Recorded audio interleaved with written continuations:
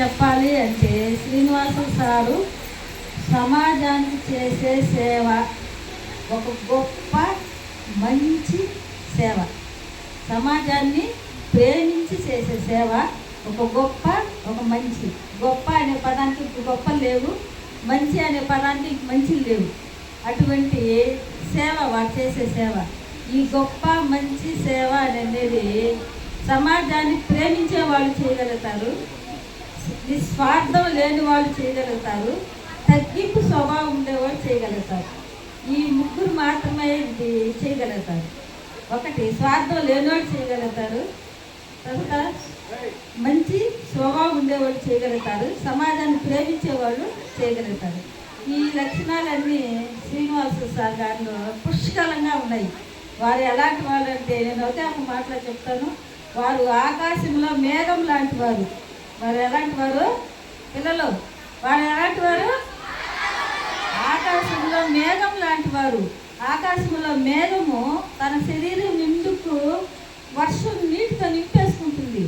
నీటితో నింపేసుకొని ఇది వీళ్ళకి ఇవ్వాలి, ఇది వీళ్ళకి ఇవ్వాలి, ఇది వీళ్ళకి ఇవ్వాలి అని అనుకోదు. అది మేఘానికి ఎలాంటి స్వార్థం ఉండదు, ఎలాంటి ఏమీ ఉండదు, ఎలాంటి ఈర్ష్య ఉండదు, ఎలాంటి ద్వేషము ఉండదు, ఎలాంటి లక్షణాలు, నిస్వార్థమైన లక్షణాలు మేఘానికి ఉంటాయి. అలాంటి మేఘం యొక్క స్వభావం కలిగిన వాళ్ళు మరి శ్రీనివాసులు గారు.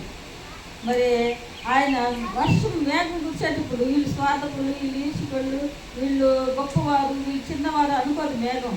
అది తన యొక్క శరీరంలో ఉండే మొత్తం నీటిని ప్రజల యొక్క ఆహారం కోసం, అవసరాల కోసం, సంతోషం కోసం ఇచ్చిస్తుంది. అదేవిధంగా శ్రీనివాసులు గారు కూడా సమాజాన్ని ప్రేమిస్తూ సమాజంలో ఉండే పేద ప్రజల కోసం, గొప్పవాళ్ళు గారు అవసరం ఉండే వాళ్ళ కోసం, పేదవాళ్ళ కోసం వారు సంపాదించిన మొత్తం ధనాన్ని నన్ను అడిగితే వారు ఒక 25% ఖర్చు పెట్టుకున్నారు అనుకుంటాను.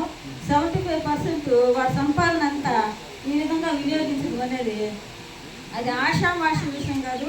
వారి యొక్క గొప్ప గుణానికి, వారి యొక్క మంచి సేవకి, సమాజాన్ని ప్రేమించే వాళ్ళు ఎప్పుడు సమాజంలోనే ఉంటారు, కుటుంబాన్ని ప్రేమించే వాళ్ళు కుటుంబంలోనే ఉంటారు, మన కుటుంబంలోనే ఉంటారు. సమాజాన్ని ప్రేమించే వాళ్ళు సమాజంలో ఉండే ప్రజలందరి లోలల్లో ఉంటారు, వాళ్ళ నాలుగు మీద ఉంటారు. ఇప్పుడు ఆకాశంలో మేఘం పెట్టుకోండి, ఆ మేఘాన్ని ఎప్పుడు కరువు వచ్చేసిందంటే దేవుడు చూస్తాం మనము, మన పక్కింటి వైపు చూమో, ఎదురింటి వైపు, ఆకాశం వైపు చూస్తామో చూడమని. అదేవిధంగా సమాజాన్ని ప్రేమించే వాళ్ళు ఎప్పుడు సమాజంలో ఉండే ప్రజల యొక్క నోళ్ళల్లో అంటే నాలుగు మీద వాళ్ళ గురించి ఎప్పుడు అనుకుంటూ ఉంటారు. ఒక వ్యక్తి కాకుండా ఒక వ్యక్తి ఇంకొక వ్యక్తి అయినా కానీ వారి గురించి అనుకుంటూ ఉంటారు.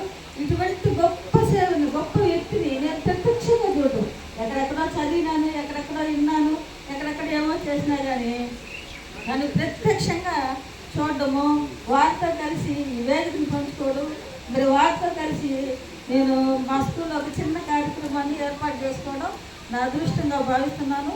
వారు చేసే ఈ గొప్ప సేవ, మంచి సేవ, సమాజ సేవకి శతకోటి నమస్కారాలు తెలియజేస్తున్నాను సార్. స్వాభావికంగా శతకోటి నమస్కారాలు మీకు తెలియజేస్తున్నాను. ఈ యొక్క కార్యక్రమాలు ఇదే విధంగా మీరు ముందుకు తీసుకెళ్ళాలని నేను ఆశిస్తున్నాను.